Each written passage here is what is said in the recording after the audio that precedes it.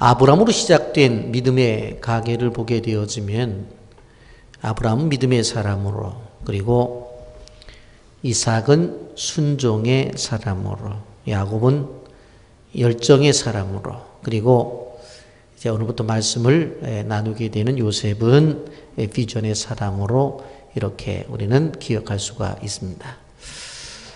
그래서 창세기의 말씀들을 우리가 볼 때에 인물을 중심으로 생각해 본다고 하면 아브라함, 그럼 믿음, 그리고 이삭, 그러면 순종, 야곱, 그러면 열정, 그리고 요셉, 그러면 비전, 꿈, 이렇게 이해를 하게 되면 성경을 좀 더 우리가 쉽게 이해할 수 있다고 말씀을 드릴 수가 있습니다. 우리가 요셉을 생각해 볼 때에 그는 꿈의 사람이다, 비전의 사람이다, 그렇게 이야기를 합니다. 사실 야곱도 꿈을 꿨거든요. 그리고 그가 꾼 꿈을 통해서 하나님을 만나기도 했어요. 그런데도 불구하고 우리가 굳이 요셉을 더 비전의 사람이다, 꿈의 사람이다 라고 말하는 것은 그 꿈이 그의 인생 전체를 움직였기 때문에 그렇습니다. 요셉의 인생 전체를 보게 되어지면 다 이 꿈과 연관이 되어져 있는 것을 보게 되어집니다. 형들에게 미움 산 것, 왜 미움 샀죠? 꿈 얘기하다가 미움 산 거잖아요. 그리고 그가 영광의 자리로 올라가게 된 것도 뭐예요? 바로 꿈 해석해 주었기 때문에 총리로 발탁이 되잖아요. 고난의 자리에 들어가는 것도 이 꿈, 그리고 그가 영광의 자리에 발탁되는 것도 이 꿈, 비전. 그것 때문에 그가 영광의 자리로 올라갑니다. 그러니까 결국 요셉의 전체적인 인생의 삶은 이 꿈과 분리할 수가 없다라는 것을 우리는 기억해야 됩니다. 여러분, 그런데 요셉의 꿈을 우리가 생각하면서 한 가지 기억해야 될 것은 요셉의 꿈은 피동적이다, 또 어떻게 보면 수동적이라고 말씀을 드릴 수가 있는데, 능동적으로 내가 뭐가 돼야 되겠다 해서 이 꿈을 가진 것이 아니라고 하는 것입니다. 요셉이 자라나면서 이 가나안 이 땅보다도 정말 문명에 앞서가고 있는 애굽에 내가 유학을 가야 되겠다. 공부를 열심히 해가지고 내가 공무원이 돼갖고 나중에 내가 총리의 자리까지 올라가야 되겠다. 그래서 된 게 아니라는 거예요. 그러니까 요셉이 가지고 있는 비전은 자기로부터의 출발이 아니라 하나님으로부터의 출발이에요. 그래서 자기에게 온 거예요. 그래서 요셉을 단순한 꿈이 아니라 하나님이 주신 비전이다, 그렇게 우리는 표현을 하고 있는 것입니다. 세상 학문 가운데 성공학이라고 하는 것이 있습니다. 그 성공학을 보게 되어지면 제일 먼저 얘기하는 게 뭐예요? 꿈을 세워라. 그리고 그것을 이루기 위해서 노력해라, 수고해라. 그러면 이루어진다, 그렇게 이야기를 합니다. 여러분, 내년에 전국 학교의 절반 가까운 1,500여 곳의 중학교 1학년들이 중간고사나 기말고사가 이제 시험을 보지 않는 자율학년제를 시행한다고 그러죠. 왜냐하면 학생들이 너무 시험에 얽매여 있다 보니까 다른 것들 못한다. 그래서 중간고사도 없애고 학기말고사도 없애고 너희들이 꿈을 찾아라, 그렇게 제시하기 위해서 교육부에서 그렇게 행한다고 말을 해요. 그래서 세상의 사람들은 자꾸 사람들의 꿈을 찾으라고 말해요. 그리고 꿈을 꾸라고 얘기해요. 그리고 노력하라고 얘기해요. 그런데 요셉의 꿈은 내가 이런 인물이 돼야 되겠다고 해서 꿈을 찾은 것이 아니라 하나님이 주신 거예요. 하나님이. 그래서 요셉의 꿈은 달라요. 그렇기 때문에 우리가 요셉의 꿈을 집중적으로 말씀을 통해서 듣고, 그리고 이 말씀을 통해서 은혜를 받고 말씀을 붙잡고 기도해야 되는 이유는 이것이 성경적인 바로 꿈이, 성경적인 비전을 말씀하는 것이기 때문에 그렇습니다. 여러분, 개인적으로 꿈이나 목표가 필요하죠. 그것이 삶의 동기를 주고 힘을 내게 하기 때문에 그렇습니다. 그런데 우리가 예수를 믿는 사람으로서 중요하게 생각해야 되는 것은 바로 하나님이 내 인생을 향해서 이 세상에 나를 왜 보내셨고 또 이 자리에서 하나님이 원하시는 것이 무엇인지를 발견하고 그것을 이루어내는 것, 그것이 하나님이 우리를 향해서 요구하시는 것입니다. 이것을 소위 말해서 계시적 꿈이다, 그렇게 말씀을 드릴 수가 있습니다. 여러분, 요셉의 인생을 바라보게 되어지면 요셉의 야망을 이룬 것이 아니라 하나님의 계획이 이루어졌다라고 이렇게 말씀을 드릴 수 있습니다. 요셉이 언제 난 애굽의 총리가 되겠다, 그렇게 생각한 적 없어요. 그런데 하나님께서 바로 이스라엘 백성들을 위해서 요셉을 선택하시고 그를 총리로 삼아 주셨다고 하는 것이 성경 전체가 가르쳐 주는 것입니다. 자, 그런데 이러한 배경 속에서 오늘 말씀을 접근해 나가려고 하는데, 하나님이 요셉에게 꿈을 주셨다고 말씀해 드렸죠. 하나님이 주셨어요. 하나님이. 여러분, 창세기 35장에 보면 요셉의 친어머니인 라헬이 베들레헴 근처에서 동생 베냐민을 낳다가 그냥 죽게 되어집니다. 일찍이 어머니를 여였어요. 그렇기 때문에 가정생활을 하는데 동생 베냐민이 있지만은 사실 손위에 있는 10명의 형들에게 상당히 힘든 그러한 생활을 했습니다. 얼마나 외롭겠어요. 그런데 다행히도 아버지가 바로 이 요셉을 많이 사랑해 주셨어요. 3절 말씀에 보면 이렇게 말씀을 합니다. 요셉은 노년에 얻은 아들이므로 이스라엘이 여러 아들들보다 그를 더 사랑함으로 그를 위하여 채색 옷을 지었더니, 그렇게 말씀해요. 여러분, 아버지의 특별한 관심을 받으면서 자라나는데 특별히 무엇을 입혀주었어요? 채색 옷을 입혀주었어요. 그런데 구약 학자들의 말에 의하면 이 채색 옷은 우리가 그냥 보편적으로 입는 색동 옷이 아니라 바로 아버지가 생각할 때 그 집안의 후계자에게 특별하게 입히는 옷이란 말이에요. 그러니 생각을 해 보십시오. 그 형들이 얼마나 그 요셉이 미웠겠어요. 형들도 늘비한데 아버지가 선택해서 그 요셉에게 그 채색 옷을 지어 입혔으니 얼마나 미움의 대상이었겠어요. 분명히 4절에 형들의 마음이 나타나 있죠. 그의 형들이 아버지가 형들보다 그를 더 사랑함을 보고 그를 미워하여 그에게 편안하게 말할 수 없었더라, 그랬습니다. 여러분, 이렇기 때문에 형들이 요셉에게 잘해주지를 않았어요. 그래서 그 생활에 보면 2절에 보면 이렇게 말씀해요. 요셉은 레아의 자녀들이 요셉을 깨워주지 않자 비라와 실바의 아들들과 함께 양을 치며 지냈다고 그랬어요. 이런 죄송한 표현입니다만 비라와 실바는 누굽니까? 바로 레아와 라헬의 종들이에요. 그러니까 사실 레아와 라헬의 종들인데 레아의 자녀들이 같이 안 놀아줘요. 그러니까 그 종의 아들들, 물론 형제들이지만 그들과 함께 했던 것을 바라볼 수가 있습니다. 그런데 이러한 생활 속에서 사건이 터지죠. 5절 말씀 보면 요셉이 꿈을 꾸고 자기 형들에게 말하매 그들이 그를 더 미워하였더라. 꿈을 꾸고 말을 했어요. 그랬더니 미움을 받았어요. 아직까지 이 요셉이 이 꿈을 꾸고 나서 이걸 말해야 될 건지 말하면 안 될 것인지를 잘 구별을 못했던 것 같아요. 그래서 말을 했어요. 형들에게 말할 수 있죠. 자기가 꾼 꿈. 그랬더니 오히려 형들이 미워하는 거예요. 7절 말씀. 우리가 밭에서 곡식단을 묶더니 내 단은 일어서고 당신들의 단은 내 단을 둘러서 절하더이다. 도대체 무슨 꿈을 꾸고 어떻게 이야기했길래 미움을 받았느냐. 7절에 보니까 자기 곡식단이 있는데 형들의 곡식단이 딱 서서 꾸벅꾸벅 절했다고 하는 거예요. 형들이 들으면 기분 좋겠어요? 기분 나쁠 거 뻔하죠. 기분 나쁠 거 뻔해요. 그런데 그 이야기를 했어요. 기분 나빴어요. 8절 말씀에 보면 분명히 표현하죠. 그의 형들이 그에게 이르되 내가 참으로 우리의 왕이 되겠느냐, 참으로 우리를 다스리게 되겠느냐 하고 그의 꿈과 그의 말로 말미암아 그를 더욱더 미워하더니 그랬어요. 그의 꿈과 그의 말로 말미암아 더욱더 미워했다, 그렇게 말씀하고 있습니다. 그런데 여기서 끝나지 않고 9절 보십시오. 9절 다 같이 읽어볼까요? 시작. 요셉이 다시 꿈을 꾸고 그의 형들에게 말하 이르되 내가 또 꿈을 꾼즉 해와 달과 11별이 내게 절하더이다 하니라.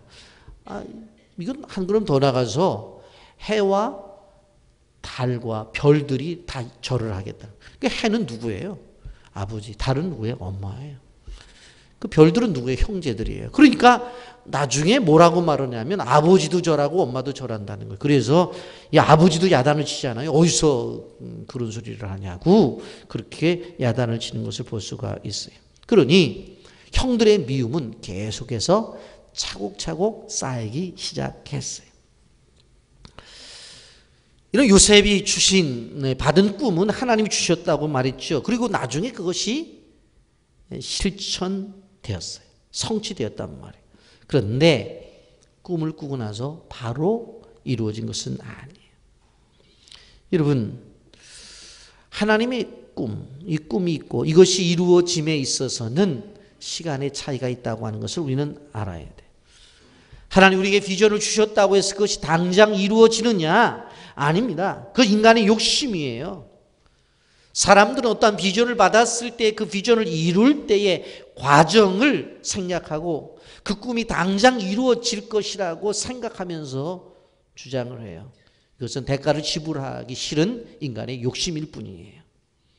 여러분, 요셉도 보십시오. 그 꿈이 하나님이 주신 것인데 그 꿈이 이루어질 때까지는 엄청난 대가를 지불하는 것을 볼 수가 있습니다. 여러분, 그 대가가 뭐예요? 고난의 기간이었어요. 그래서 이 고난을 통해서 많은 것을 깨닫게 됩니다. 여러분, 고난의 시간은 많은 사람들에게 지혜를 주는 것을 볼 수가 있습니다. 여러분, 노인이 청년보다 지혜롭다고 말을 하죠. 왜 그래요? 고난과 역경의 시간을 지냈기 때문에 그렇습니다. 몸은 노쇠했어요. 그런데 사고력이 더 깊어요. 나이는 더 들었어요. 그런데 분별력이 더 월등해요. 왜 그래요? 인생의 학교에서 값을 톡톡히 집으로하면서 배웠기 때문에 그렇습니다. 여러분, 하나님께서 요셉에게 일방적으로 미래에 나타날 일들에 대해서 꿈으로 계시하셨죠. 그런데 이것이 현실로 성취되기 위해서는 오랜 시간이 걸렸다는 것입니다. 그렇다고 한다면 요셉이 이런 것들 좀 말해서는 안 되었지 않았는가, 좀 참고 기다려야 되지 않았는가 그런 생각을 합니다. 기분 나쁜 말인데 왜 했는지 모르겠어요. 여러분, 결국 이 형들에게 이런 말을 하지 않아도 되었을 텐데 이런 말을 해서 오히려 형들하고 관계가 더 나빠진 것들을 우리는 바라보게 되어집니다. 여러분, 이제 이런 꿈 때문에 비전 때문에 요셉에게 고난이 찾아오게 되어집니다. 형들이 세겜에서 양을 치고 있었습니다. 요셉과 아버지는 헤브론에 있었어요. 그런데 어느 날 아버지가 부르더니 형들에게 가라고 심부름을 시키는 것입니다. 여러분, 지도로 보게 되면 헤브론에서 세겜까지는 약 8, 90km 정도가 되는 아주 먼 거리입니다. 그런데 아버지가 형들에게 가라고 하니까 그 명령을 따라서 갔어요. 근데 가보니까 없어요, 형들이. 그래서 주변의 사람들에게 물어봐요. 우리 형들이 어디 갔냐고. 그랬더니 여기서 있다가 도단 지역으로 갔다는 거예요. 그런데 도단 지역이 거기에서 한 30km 정도가 되거든요. 그러면 사실 세겜에서부터는 한 120km 정도가 되어져요. 제가 설교를 준비하면서 정확하게 거리 계산을 해보니까 우리가 있는 지역에서 천안까지가 102km더라고. 그러니까 그 먼 거리를 사실은 걸어서 아버지 심부름을 하면서 순종에 간 거예요. 여러분, 그 쉬운 거 아니잖아요. 여러분. 그런데 이렇게 아버지의 말에 순종하고 끝까지 지키는 그러한 이 품성 자체가, 이 성품이 그의 인생에 계속 나타나는 것을 볼 수가 있어요. 보디라발이 집에 팔려갔었을 때도 얼마나 열심히 일을 합니까? 열심히 일하잖아요. 감옥에 들어갔을 때도 얼마나 성실하게 일을 해요. 주변의 모든 사람들이 인정할 만큼 그는 성실하게 일했던 것을 보게 되었어요. 그러니까 아버지가 형들한테 다녀와라. 간 거예요. 세겜에 가서 없단 말이에요. 아마 저 같으면 그럴 것 같아요. 아유, 여기까지 왔는데 없어요. 뭐 물어볼 필요 있어요. 아버지한테 가서. 아버지 갔는데, 아유, 뭐 없어요, 형이. 아버지 내가 거기까지 가는데 얼마나 고생한 줄 알아요. 개고생을 했다. 산 넘고 들을 건너서 내가 갔는데 형들이 없다고. 그렇게 할 수 있잖아요. 그런데 주변의 사람들한테 물어서 우리 형들이 도대체 어디 갔냐고. 여기서 이따가 저 도당 간다고 갔다고. 또 한 30km를 더 가는 거예요. 그러니까 이 요셉의 이 모습을 보게 되어지면 참 성실성도 있었다고 하는 것을 볼 수가 있어요. 많은 사람들이 어떤 환경을 탓하고 많은 사람들이 타인에 대한 불만을 가지게 돼요. 뭐 불만 가질 수 있죠. 형들은 여기서 풀 먹이라고 그러니까 또 왜 그 도당까지 가가지고. 그런데 그런 내용이 없어요. 자기가 맡은 책임은 뭐예요? 형들을 찾아가는 것. 그게 책임이에요. 그 책임을 다하잖아요. 그래서 형들을 찾아가요. 그런데 형들이 들에서 이제 양들을 풀 먹이다가 봤더니 채색 옷을 입은 요셉이 나타나는 거예요. 근데 이들의 순간적 마음속에 무슨 생각이 들어요? 이번 기회에 죽여버리자. 그 생각이 드는 거예요. 19절 말씀, 서로 이르되 꿈꾸는 자가 오는도다. 자, 꿈꾸는 자가 온다고 그랬어요. 20절 말씀, 자, 그를 죽여 한 구덩이에 던지고 우리가 말하기를 악한 짐승이 그를 잡아먹었다 하자. 그의 꿈이 어떻게 되는지를 우리가 볼 것이니라. 여기 구덩이 많잖아. 구덩이 많잖아. 물을 얻기 위해서 구덩이를 팠겠죠. 그런데 이제 흉년이 들면 이 구덩이에 물이 없이 말라버려요. 여기다 집어넣자는 거예요. 그리고 뭐라고 말해요? 우리가 집에서 요셉의 꿈을 들었잖아. 곡식단이 뭐 절을 한다고, 해와 달과 별들이 절을 한다고, 그 꿈이 얼마나 이루어지는지를 보자. 그러면서 말하는 거예요. 꿈꾸는 자가 오는도다. 내 꿈이 어떻게 이루어지는지를 보자. 그러면서 꿈꾸는 자라고 명시해 놓고는 일이 시작되어지는 것입니다. 여러분, 아버지가 계신 곳에서 약 120km 정도까지 온 동생을 지금 해하려고 하고 있는 것을 보게 되었습니다. 그랬더니 큰형 루벤이 뭐라고 말을 하냐면, 그래도 큰아들이 나아요. 야, 어떻게 동생을 죽이냐. 구덩이가 있으니까 물 없는 구덩이다. 그냥 집어넣자. 그렇게 말을 해요. 사실 그 안에 집어넣어도 굶어 죽는 거 마찬가지예요. 23절 24절 요셉이 형들에게 이르되 그의 형들이 요셉의 옷 곧 그가 입은 채색 옷을 벗기고 그를 잡아 구덩이에 던지니 그 구덩이는 빈 것이라 그 속에 물이 없었더라. 채색 옷이 얼마나 보기 싫었으면 그 채색 옷을 벗기겠냐고요. 아버지가 인정해서 입혀준 옷, 그리고 우리 가문에 이제 대를 이은다고 상징적인 옷, 이 옷 필요 없다는 거 다 벗겨버리는 거예요. 그리고는 집어넣어버려요. 그 웅덩이는 스스로 나올 수 없는 웅덩이였어요. 여러분, 우리가 보세요. 요셉의 꿈, 요셉의 비전이 있었는데 지금 흐름을 보면 정반대로 움직이고 있는 것을 볼 수가 있어요. 자기에게 준 꿈은 뭐예요? 형들이 절을 하는 꿈을 하나님이 주셨는데 지금의 상황은 뭐예요? 요셉이 형들에게 살려달라고 절을 해야 되는 상황으로 되어져 버린 거예요. 바뀌어졌잖아요. 지금 보면. 여러분, 우리 여기서 몇 가지 생각하고 넘어가야 될 것이 뭐냐면, 하나님으로부터 비전이 우리에게 주어졌다고 할지라도 우리에게 꽃길만 있는 것은 아니에요. 여러분, 단도져진 이 요셉의 상황을 보십시오. 하나님이 요셉에게 특별한 비전을 주셨어요. 특별한 비전이었어요. 그렇다면 만사형통되어지고 모든 일들이 잘 진행이 되어져서 길이 열려져야 되잖아요. 그런데 우리식으로 표현한다면 인생이 더 꼬이는 거예요. 폭풍 속에 던져진 조각배처럼 도무지 어쩔 수 없는 상황이, 위태로운 상황이 된 거예요. 형들이 자기를 죽이려고 해요. 그러다가 유다가 뭐라가 말해요. 아유, 그래도 어떻게 동생인데 구덩이에 집어넣느냐. 그냥 우리가 팔자. 그러면 걔 인생이 어떻게 될지 그 뭐 지가 알아서 하겠지 해가지고 미디안 상인의 노예로 팔려가게 되어집니다. 36절 그 미디안 사람들은 그를 애굽에서 바로의 신하 치인띠당 보디발에 팔았더라 그랬어요. 물설고 낯선 땅에 팔렸는데 때마침 바로 바로의 신하 치인띠당 보디발의 집에 팔리게 된 것입니다.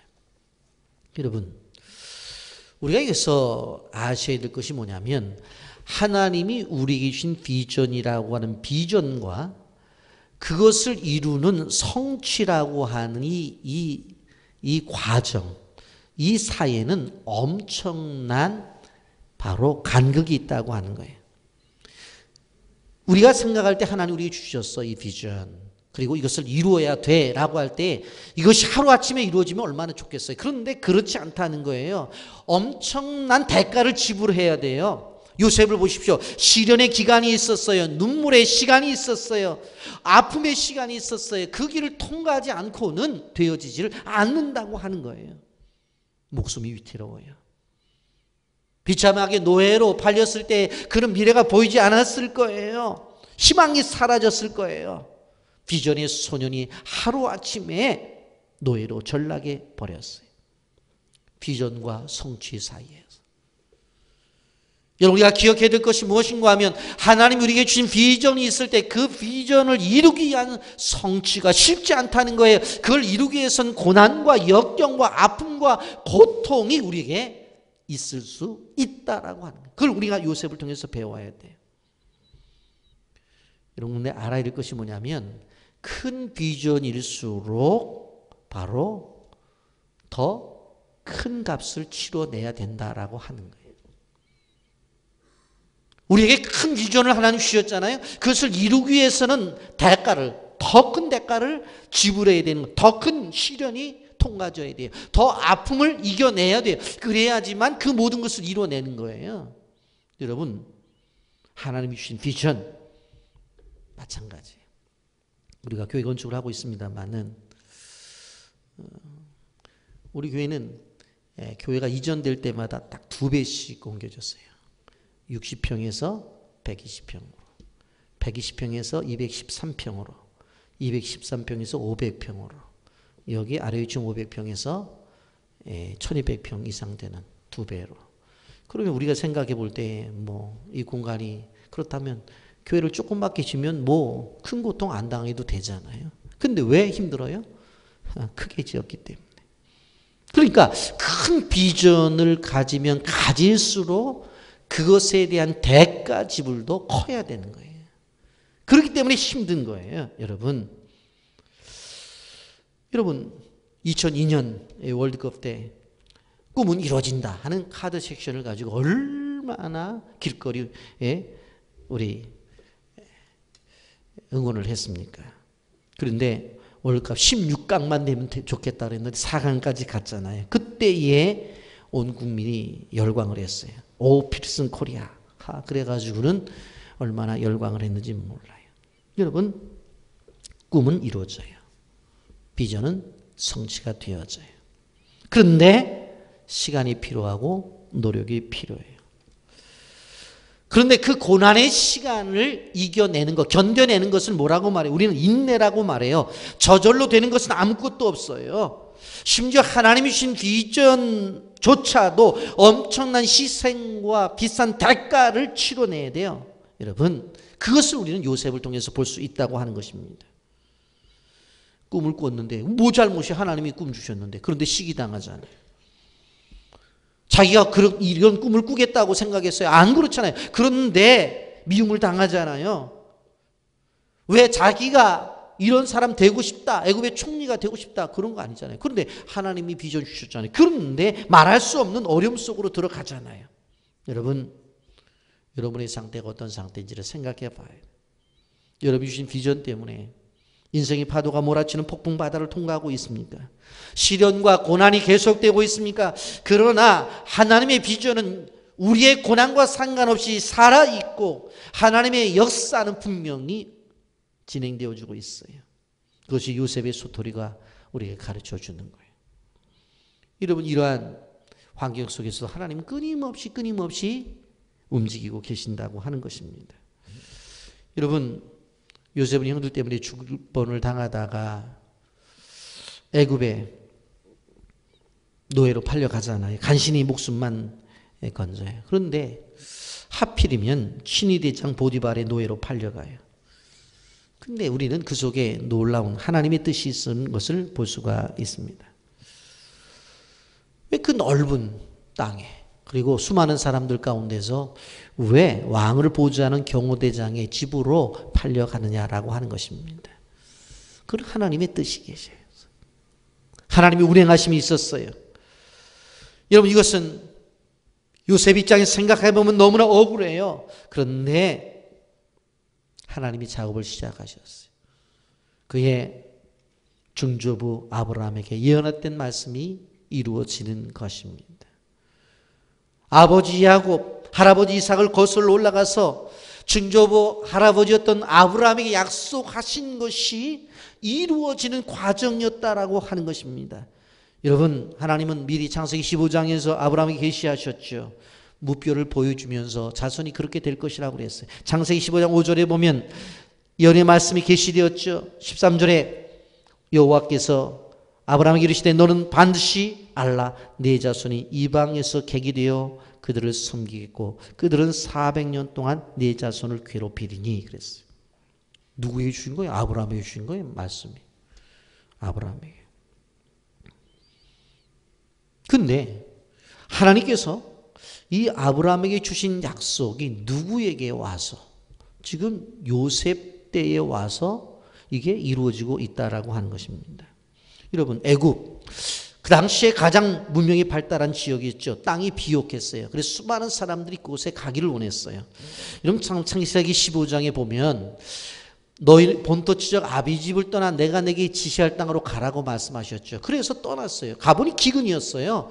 그래서 창세기 12장에 보게 되어지면 아브라함이 살기 위해서 어디를 갑니까? 애굽으로 내려간단 말이에요. 그런데 그곳에서 자기 아내라고 하지 않고 누이라고 속였다가 큰일을 당하죠. 그리고는 하나님이 빨리 올라가라고 그래요. 빨리 올라가라.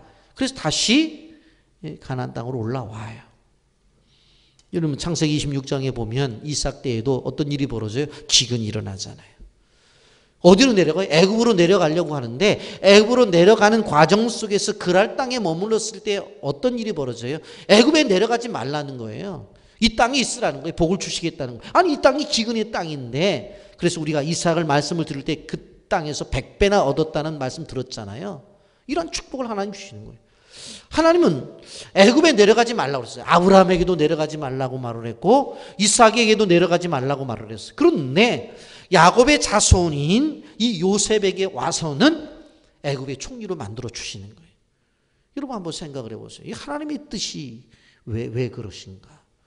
아브라함도 가지 말라고 말하고 이삭도 가지 말라고 말을 하고, 그런데 요셉은 그 가지 말라고 말한 그 땅인 애굽의 총리로 만들어 주시는 거예요. 이게 하나님이었어요.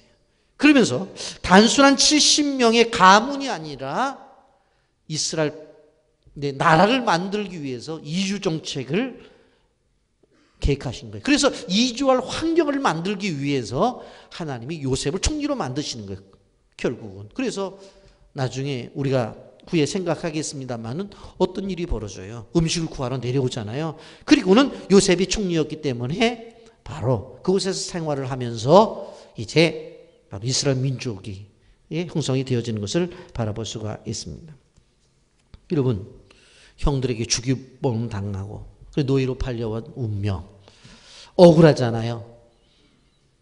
정말 외롭잖아요. 미래가 불확실하잖아요. 그런 상황에 있을 때에 하나님이 그를 어떻게 만들어가는지를 우리는 기억해야 돼요. 여러분, 그는 평생 노예로 살 수밖에 없는 상황이었습니다. 객관적으로 세상적인 관점 속에 보면 그는 버림받은 인생이었어요. 이제는 고향으로 돌아갈 수도 없어요. 왜 그러냐면 지금 10명의 형들이 기다리고 있는데 어떻게 가겠느냐는 말이에요. 그런데 요셉 개인에게는 불행이라고 볼 수 있어요. 그런데 그 속에 하나님의 뜻이 있었어요. 요셉 개인에게는 아픔이에요. 그런데 그 속에 하나님의 손길이 있는 거예요. 요셉에게는 자기 인생에 있어서는 안 되는 고통을 당하고 있어요. 그런데 그 안에 들어가 보니 하나님의 생각이 담겨져 있는 거예요. 우리는 어떻게 생각해야 돼요? 우리의 현실 속에 힘들고 아픔과 고통이 있어요. 그럴 때 그 아픔과 고통만 보면 안 돼요. 그 속에 하나님의 뜻이 있고 하나님의 생각이 있고 하나님의 손길이 있다고 하는 생각을 가만히 생각해 보셔야 돼요. 그러면서 맞아, 내가 힘들어. 그러나 이 속에 하나님의 뜻이 계셔. 내가 지금 너무너무 어려워. 그러나 이 속에 하나님의 손길이 있어. 하나님의 생각이 있어. 그러면서 힘을 얻고 일어나서 하나님 우리를 향해 주신 비전을 향해서 나가게 되어질 때에 바로 성취라고 하는 곳까지 갈 수 있는 것이지, 그게 아니면 그냥 주저앉고 만다는 거예요. 아무리 비전을 가진 사람이라 할지라도. 그래서 중요한 거예요. 그래서 우리는 기억해야 돼요. 우리의 현실이, 내가 가지고 있는 꿈, 지금의 형편 자체가 하나님 주신 비전과 역주행이 되더라도 그 속에서 무슨 생각을 해야 돼요? 비전과 반대 방향으로 상황이 전개되어도 그 속에서 감사해야 돼요. 항상 기뻐하라, 쉬지 말고 기도하라, 범사에 감사하라는 것이 왜 그런 줄 아세요? 우리 인간은 그걸 이해하지 못해서 그래요. 지금 하나님이 주신 요셉을 향한 비전은 뭐예요? 곡식단이 절하는 거예요. 해와 달과 별들이 절하는 거예요. 그런데 형들이 구덩이에 집어넣고 나중에는 팔고 보디발의 집에 가서 앞마당이나 쓸고 있고, 이게 무슨 뭐 곡식단이 절하는 거예요. 이게 뭐 해와 달과 별들이 절하는 거예요. 그리고 보디발의 부인이 유혹을 하니까 딱 집어던지고, 그래서 그거 오해받아가고 감옥 속으로 들어가는 게 어떻게 그게 곡식단이 절을 하고 해와 달과 별들이 절하는 거예요. 분명 그 비전은 있는데 인간의 생각을 해보면 비전과 역행하고 있다고. 반대 방향으로 가고 있어요 지금. 그러나 그 속에서 믿음의 사람들은 하나님의 뜻을 찾는, 분명히 뭐가 있어, 하나님의 생각이 있으시지 하고 생각하면서 믿음을 갖고 나가야 되는 거예요. 왜 그런 줄 아세요? 하나님은 절대로 실패하시는 분이 아니기 때문에 그래요. 하나님 절대적으로 실패하는 분이 아니에요. 여러분, 우리가 생각해 보면요, 요셉에게 미안한 얘기지만 형들의 시기하고 질투하는 그 미워하는 마음을 통해서 하나님은 하나님의 역사를 이루셨어요. 그 형들의 못된 마음을 통해서도 하나님은 하나님의 역사를 이루셨다고. 그걸 아셔야 되는 거예요. 여러분, 지중해를 장악해 했던, 그리고 유럽의 패권을 잡았던 로마 제국이 기독교 국가가 되었잖아요. 그런데 야만족인 게르만족과 노르만족이 침략을 해서 로마를 무너뜨려요. 아니, 하나님을 믿었는데 말이 안 되잖아요. 기도하는 사람들이 있었는데 다 이해하지 못했어요. 그런데 나중에 어떤 일이 벌어진 줄 아세요? 그 야만족이 다 예수를 믿게 된 거예요. 그러니까 오히려 복음이 더욱더 다른 곳으로, 야성 있는 사람들이 예수를 믿으니까 조용히 앉아있지 않고 나가서 복음을 전하는 데 있어 더 열정적으로 복음을 전하는 거예요. 이게 하나님의 역사예요.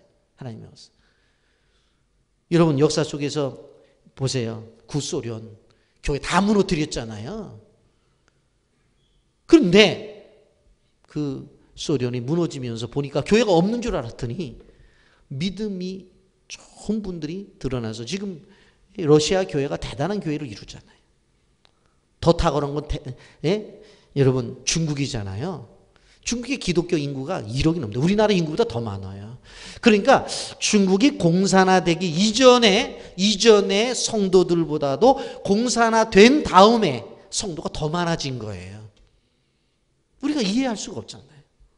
하나님이 그렇게 역사하시는 거예요. 요셉은 자신 몰랐어요. 구덩이에 집어넣었다가 빼갖고, 그리고 또 애굽에 팔려가고 가서 노예로 들어가고, 이런 비참함. 그러나 그 배후 속에 하나님의 세밀함이 있었습니다. 여러분, 우린 고백해야 돼요. 내가 이해할 수 없는 고난과 시련의 바다 가운데 있을지라도 요셉의 하나님이 나의 하나님이시라면 이 고난 속에 분명한 하나님의 뜻이 계시다. 그리고 하나님의 생각이 있으시기 때문에 때가 되어지면 하나님께서 내게 주신 비전을 성취하실 것이다. 아멘입니까? 그래서 성도들은 항상 감사해야 돼요. 내가 가진 상황이 최악처럼 느껴지더라도 하나님이 보실 때는 그것은 최선이라고 하는 거예요. 여러분, 세계적으로 보면은 우리나라 전쟁이 일어날지 모른다고 난리잖아요. 그래서 평창 올림픽도 오니 안 오니 그러면서 얘기들을 하잖아요.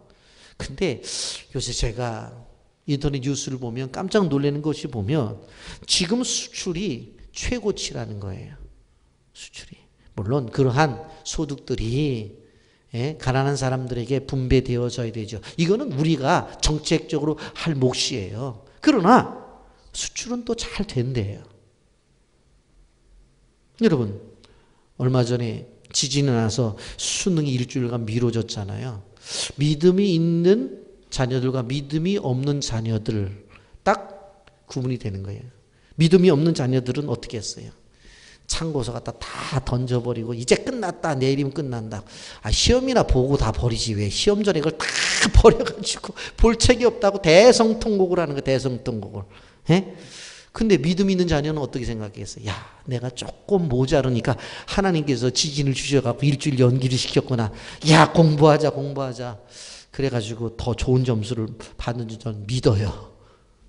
어떤 상황이 되었든지 간에 그 상황이 나를 향해 움직이시는 하나님의 손길이 그 속에 있다고 믿고 나가야 돼요. 그게 하나님의 자녀가 가져야 되는 태도예요. 여러분, 우리의 비전과 달리 현실이 역주행할 때도 감사하면서 하나님을 신뢰해야 돼요. 그것이 요셉의 일생을 통해서 보여주는 거예요. 여러분, 우리가 시련을 만나고 위기를 만날지라도 우리는 고난의 바다 가운데 한가운데 있을지라도 꼭 기억해야 될 것은 무엇인가 하면 나는 고난의 바다 가운데 있지만 하나님은 최선의 길로 나를 인도하시고 계시고 하나님께서는 최고 빠른 길로 인도하시고 지금 내가 가는 이 길이 지름길이다. 아멘. 따라서 하세요. 지금 이 길이 최선의 길이다. 지금 나의 길이 가장 빠른 길이다. 지금 이 길이 지름길이다. 아멘입니까? 막혀 있는 것 같아요. 사방이 막혀 있는 것 같아요. 그런데 빠른 길이에요. 지름길이에요. 하나님이 그렇게 해주신 거예요. 여러분, 400년 동안 야곱의 가문이 애굽에 있으려고 하면은 기초를 누군가를 쌓아야 되잖아요. 그래서 요셉을 먼저 보낸 거예요. 그래서 요셉을 고난의 한가운데 집어넣어서 총리를 만들어 가지고 이제 이스라엘 민족의 기초를 만들어냈다라고 하는 것입니다. 여러분, 우리가 이해할 수 없는 고난을 만날지라도 그 속에서 하나님의 비전을 이루어 나가시는 그 하나님의 손길을 믿으시기를 주님의 이름으로 축복합니다. 여러분의 비전을 이루시기 위해서 지금도 역사하시고 계신 하나님, 우리를 쓰임받기 위해서 고난의 바다를 통과하게 하신 하나님이에요. 다윗이 그랬어요. 솔로몬이 그랬어요. 더 나아가서 예수님조차도 고난을 통해서 부활의 영광을 맛보셨습니다. 고난 없이 영광 없습니다. 따라서 하십시오. 고난 없이 영광 없다. 네. 나의 고난은 하나님의 뜻을 이루기 위한 길이라고 하는 것을 우리는 기억해야 돼요. 말씀을 정리하려고 합니다. 요셉은 하나님 주신 꿈을 꾸었어요. 그 꿈 위에 얼마나 많은 고난과 역경이 찾아옵니까? 그런데 그 배후에 하나님이 계셨어요.